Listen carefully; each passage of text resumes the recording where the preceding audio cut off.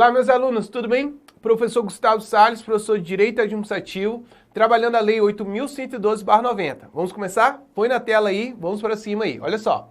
Primeira questão foi uma questão bem interessante, cobrada em 2019, que trata sobre o assunto estágio probatório. A primeira coisa que eu quero que você lembre em relação ao estágio probatório é o prazo. O prazo do estágio probatório, 3 anos. Beleza? Esses dias eu recebi uma dúvida via WhatsApp de um aluno, ele falou o seguinte: professor, se cair na prova segundo a Lei 8.112/90, o prazo do estágio probatório são 24 meses, marca errado. Porque por mais que esteja expresso lá no artigo 22, que o prazo do estágio probatório seja 24 meses, você vai marcar errado. Porque a interpretação é conforme a Constituição.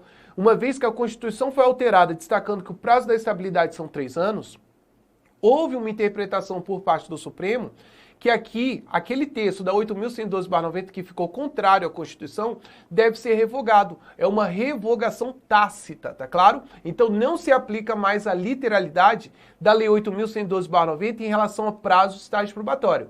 É um item batido, nunca foi cobrado em prova, mas que geralmente um aluno ou outro tem uma dúvida em relação a esse tema. Estágio probatório, repito, 3 anos, ponto final. Beleza?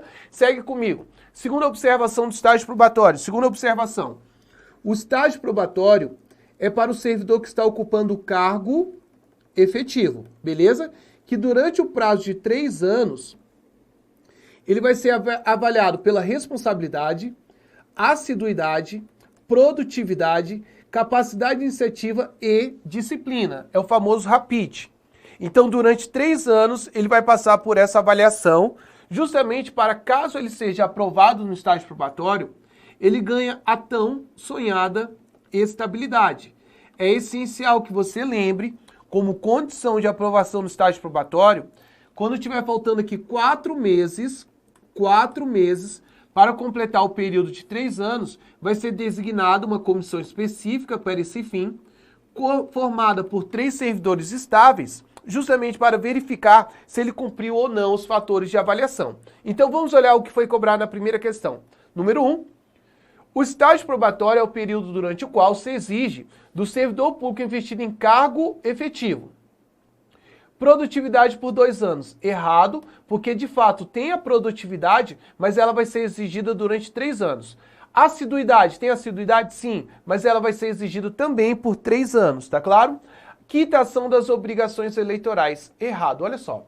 Como condição que o agente público venha tomar posse no seu cargo público, é indispensável que ele cumpra os requisitos do artigo 5º da Lei 8.112/90. Quais são os requisitos? Nacionalidade, idade mínima 18 anos, nível de escolaridade exigido para o cargo, aptidão física e mental, gozo dos direitos políticos e quitação para os homens das obrigações militares e para todas as obrigações das quitação eleitorais. Interessante destacar que o artigo 5º da Lei 8.112/90 admite ampliação. Então pode ser que, desde que tenha previsão em lei, outros requisitos sejam exigidos do candidato como condição de investidura no cargo público. Exemplo, a súmula vinculante número 44, que trata do exame psicotécnico. Só por lei eu posso submeter o candidato à condição de investidura a que ele passe pelo tal do exame psicotécnico. Veja que o exame psicotécnico não é um requisito básico, não é aquele requisito que está expresso dentro do artigo 5º, mas pode ser exigido desde que tenha previsão em lei, seja compatível com as atribuições normais do cargo e, o mais importante, que seja realizado com base em um exame de natureza objetivo e de natureza científica. Então, esses requisitos não são avaliados no estágio probatório, e sim como condição da investidura, sim como condição para que o servidor venha tomar posse. Então, a letra C está errada, porque eu estou avaliando os requisitos do estágio probatório. E quitação das obrigações eleitorais é um requisito para que ele possa tomar posse, tá claro? Errado também a letra E. Letra D, aprovação em curso de formação. Isso é a etapa do concurso.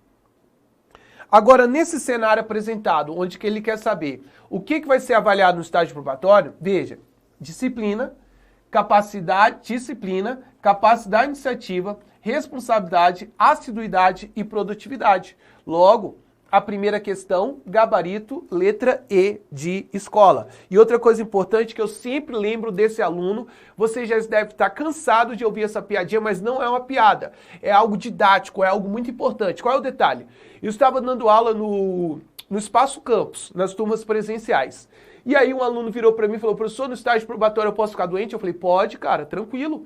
Depois ele soltou outra, professor, no estágio probatório tem férias? Eu falei, cara, você vai trabalhar 12 meses, 30 dias de férias. Aí depois ele fez duas perguntas interessantes. Primeira, no estágio probatório você pode fazer greve? Pode. Professor, mas o cara está no estágio probatório e vai fazer greve? Pode. A greve é um direito constitucional assegurado pelo artigo 37, inciso 7º da Constituição Federal.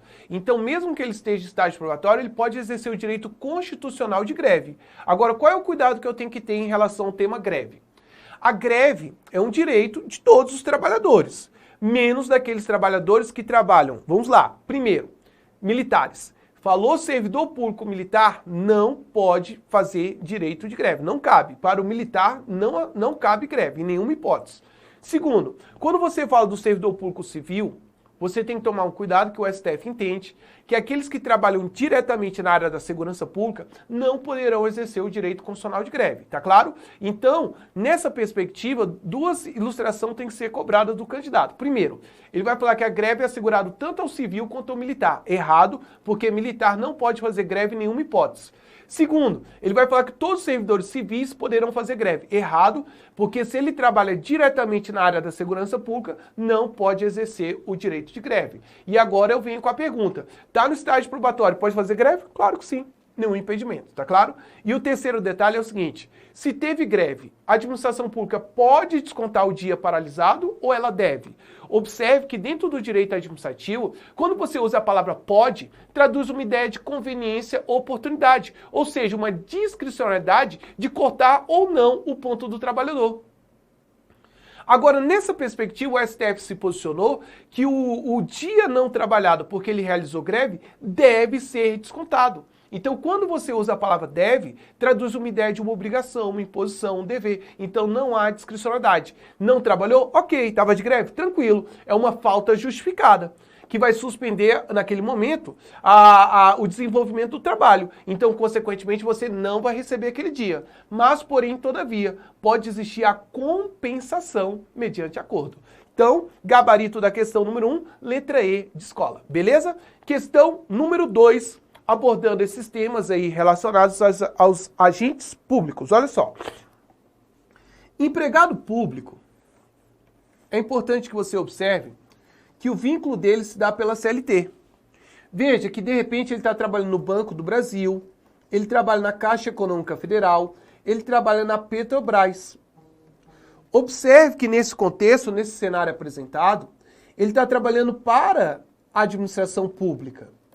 Então, nessa perspectiva de trabalhar para a administração pública, ele tem que observar o princípio da legalidade, impessoalidade, moralidade, publicidade e eficiência.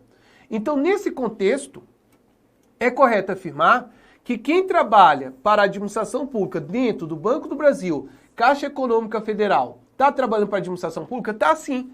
Mas por seguir a CLT, significa que ele vai ser chamado de empregado, olha o detalhe, empregado público.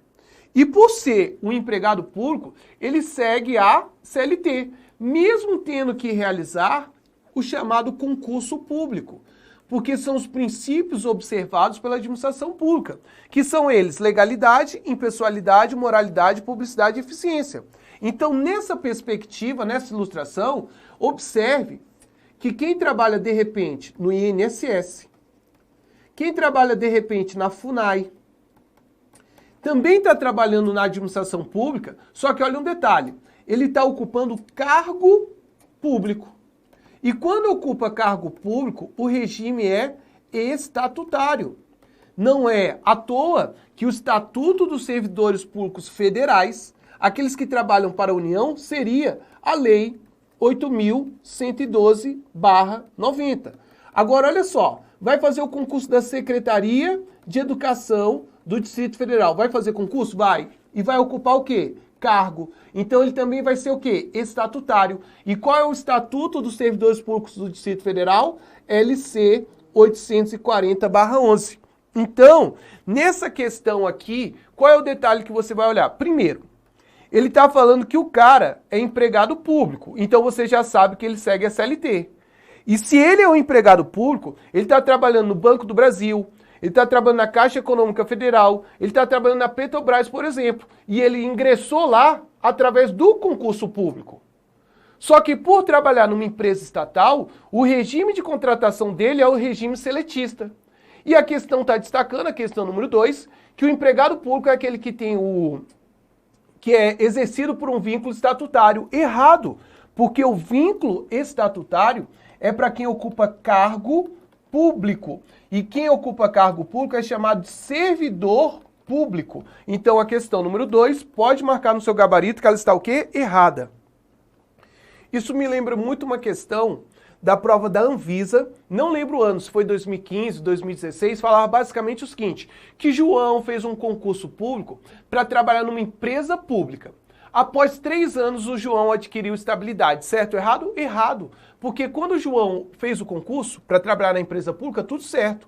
Mas tem um detalhe, o João, por trabalhar numa empresa pública, nesse exemplo dessa questão que eu estou citando para você, ele vai seguir a CLT. E por mais que ele trabalhe 30 anos lá, ele adquire estabilidade? Não. A única garantia que eu destaco para o seletista é o fundo de garantia por tempo de serviço. Então é correto afirmar que nesse momento não há de se falar em estabilidade, porque estabilidade é para quem tem o regime estatutário e para quem ocupa cargo efetivo. Perfeito isso? Então veja que para trabalhar no Banco do Brasil tem concurso? Tem, mas é para ocupar emprego público. Para trabalhar, de repente, no INSS, veja que hoje foi publicado aqui no Distrito Federal o edital da DASA. A DASA é uma autarquia. Quem for aprovado nesse concurso da DASA, após 3 anos de efetivo exercício, vai ganhar estabilidade. Por que vai ganhar estabilidade? Porque vai ter o regime estatutário, perfeito? Então a questão número 2 marca errado, porque o empregado público ele é seletista e não estatutário, como afirmou a questão. Questão 3, põe na tela, olha só a 3 que interessante. A 3 você vai destacar as palavras-chave que eu vou mostrar para vocês, olha só. NAP mais 4 R's. Olha só, você tem a forma de provimento originário, ok? E a única forma de provimento originário, se chama nomeação, beleza? Essa é a dica fundamental que você tem que lembrar. Mas existe o NAP mais 4 R's, que são formas de provimento derivados. Como assim, professor? Derivados. Olha só, você tem que gravar as palavras-chave para gabaritar na hora da prova. Vamos destacar aqui as palavras-chave que serão essenciais para a nossa aprovação. Primeiro, ele vai falar de um servidor que se encontrava na condição de disponibilidade. Beleza? Depois, a palavra-chave, a segunda, vai ser uma pessoa que teve um merecimento ou antiguidade. Vai aparecer essas palavras, antiguidade. Beleza? Também vai aparecer a palavra de uma pessoa que se encontrava na posição de aposentado e voltou a trabalhar. Assim como será possível ser apresentado numa questão uma pessoa que foi ilegalmente demitido. Beleza? Também posso enxergar uma possibilidade de um servidor estável. Repare, estável. Ser reprovado no estágio probatório, desistir do estágio probatório ou estar ocupando o cargo de alguém que foi ilegalmente demitido. E outro detalhe também que eu posso enxergar é o servidor que tem a chamada limitação física ou limitação de ordem mental. Então, nesse cenário apresentado aqui, falou que o cara está em disponibilidade e ele vai voltar a trabalhar, é porque ele vai ter o chamado aproveitamento, beleza? Por aspecto de merecimento e antiguidade. Observe que você na Polícia Civil vai entrar na classe 3.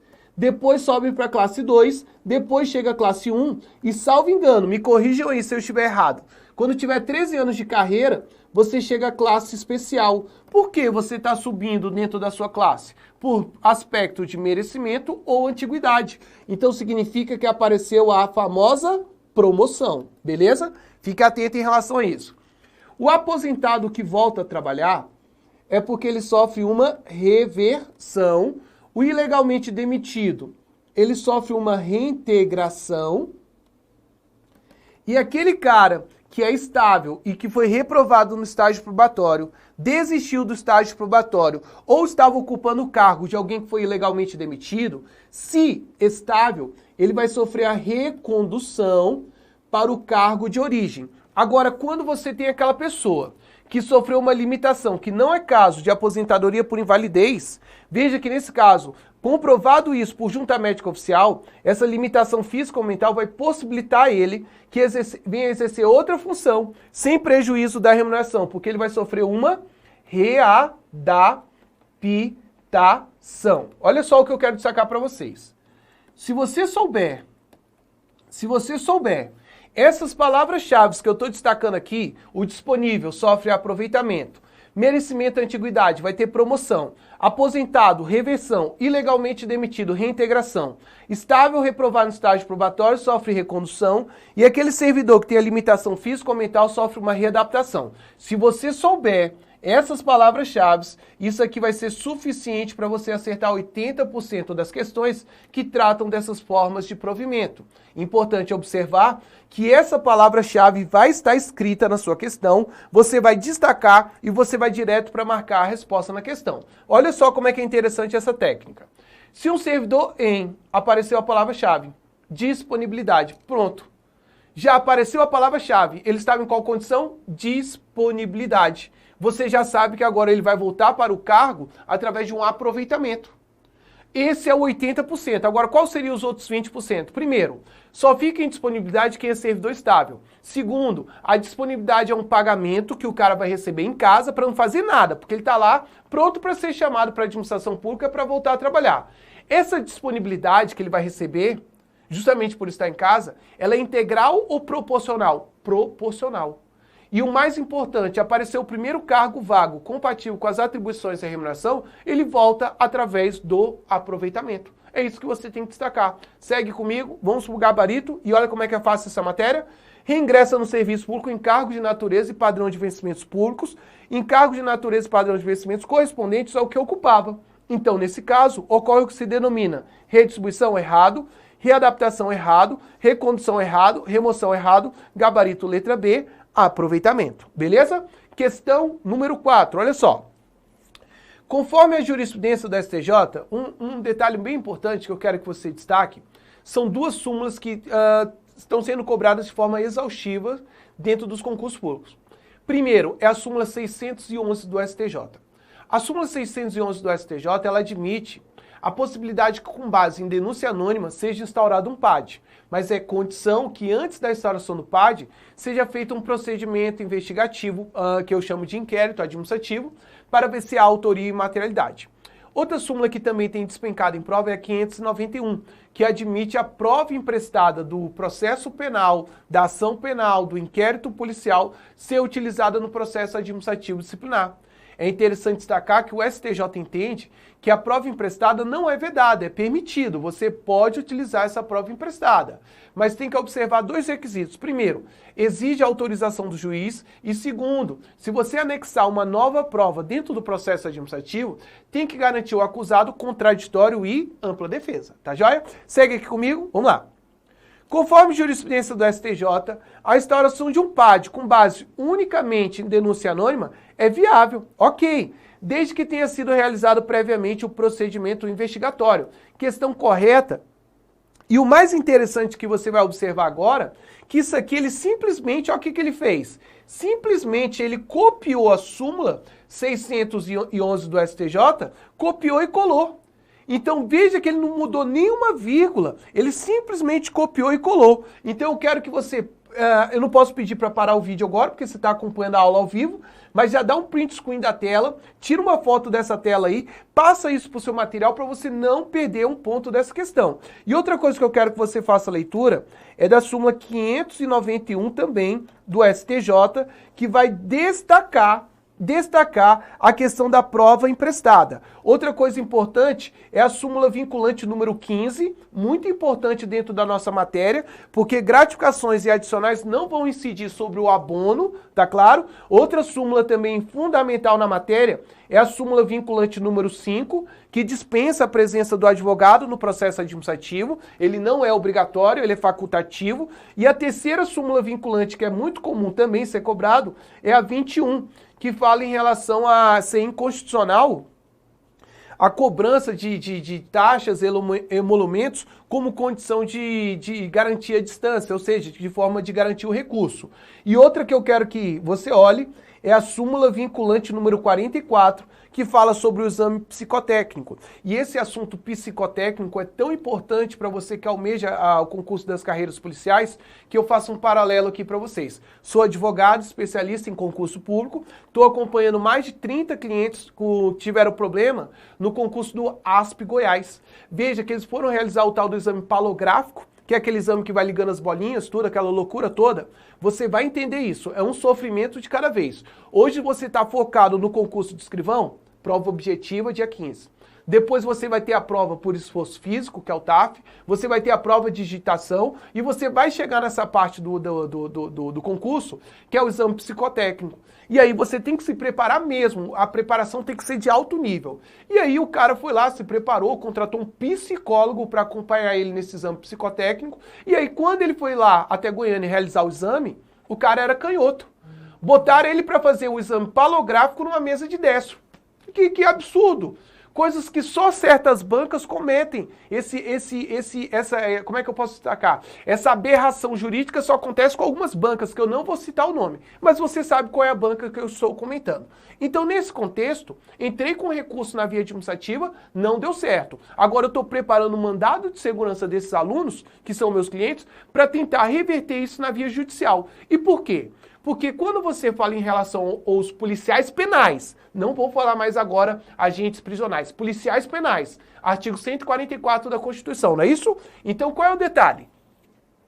Existe previsão em lei que aquela carreira tem que submeter o candidato como condição de investidura ao exame psicotécnico. Mas vem cá, o exame psicotécnico pode ser dessa forma, sem garantir igualdade de condições para todos? Veja, o cara que é canhoto tem que fazer o exame na mesa de canhoto. O cara que é destro tem que fazer o exame na mesa de destro. Veja que o psicotécnico já deixa a pessoa nervosa. Que ele vai estar lá passando por uma avaliação e ainda chega uma pessoa, que é um psicólogo lá, que está lá avaliando você. Fala uma coisa, cobra outra.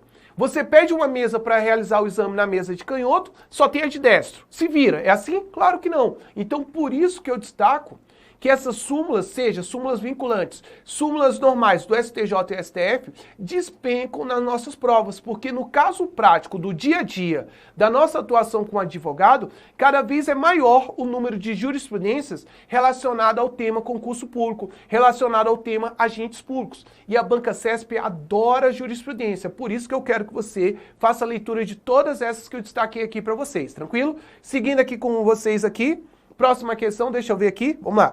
Questão 4, então, ficou o quê? Certo. Questão 5, olha só. A 5 é fantástica também, olha a 5 que interessante, olha só. Com a observação do contraditório em ampla defesa e com a autorização judicial competente, é possível que a prova seja emprestada do processo penal para o processo administrativo disciplinar. Nesse sentido, o empréstimo de provas vamos lá, 2 pontos. Letra A, restringe-se a processos que figure partes idênticas. Imagine o seguinte, eu estou entrando com uma ação judicial contra João, Maria e José, mas só está respondendo o PAD a Maria. Quer dizer que eu não posso pegar as provas do inquérito policial, porque lá no inquérito policial tem mais de uma pessoa que é diferente da Maria? Claro que não. Eu vou pegar tudo que me interessa em relação a Maria. Mas vem cá, uma interceptação telefônica que eu vinha pegar nessa prova aí. A Maria está conversando com ela mesmo? Claro que não. A Maria está conversando com outra pessoa. Então, se ele fala que só é possível pegar provas que se restringem à mesma pessoa, isso se tornou o item o quê? Errado. Item B, exige o trânsito em julgado do processo penal. Errado também, porque as três esferas são independentes entre si, então qualquer questão de prova que venha falar o seguinte, ó, precisa acabar o processo penal para começar o administrativo, vai ficar sobrestado. Errado, porque as esferas são independentes, tá claro? Então não precisa esperar acabar uma para começar a outra, perfeito?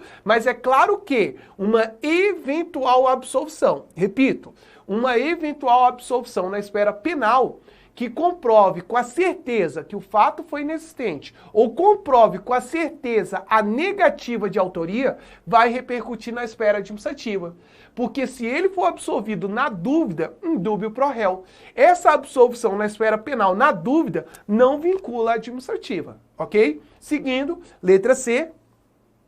É cabível quando envolver provas produzidas por interceptação telefônica? Gostei desse item, ok? Letra D, restringe-se a provas testemunhais. Pode ser testemunhais? Pode. Pode ser periciais? Pode. Pode ser documentais? Pode. Pode ser qualquer meio de prova lícita admitida em direito. E letra E, é vedado quando envolver empréstimo de provas produzidos no inquérito policial. Pode ser no inquérito? Pode. Pode ser na ação penal? Pode, tá claro? Não é restrito apenas ao inquérito policial. E o gabarito letra C, e veja que o STJ e o STF pensaram da mesma forma. Olha só que bacana. Eles quase não pensam da mesma forma, mas dessa vez eles pensaram, olha só.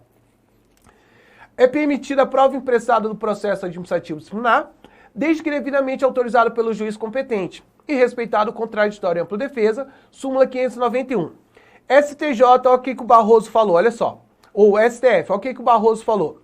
A jurisprudência dessa corte admite o uso de provas emprestadas em processo administrativo disciplinar, em especial a utilização de interceptações telefônicas autorizadas judicialmente na investigação criminal. Então eu tenho tanto o STJ quanto o STF tendo o mesmo raciocínio, beleza?